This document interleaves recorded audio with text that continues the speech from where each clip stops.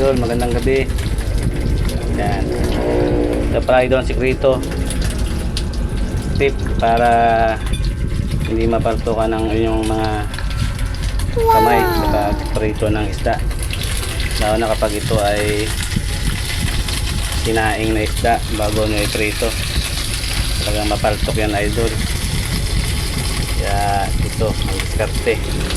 Yan, kumuha lang kayo ng isang 1.5 na bote idol. Tapos putulin nyo ang kwitan para maipasok ang inyong kamay. Yan, tapos yun o, kutsara ng idol ang gamit nyo, hindi po makapaltokan ang inyong kamay mga idol.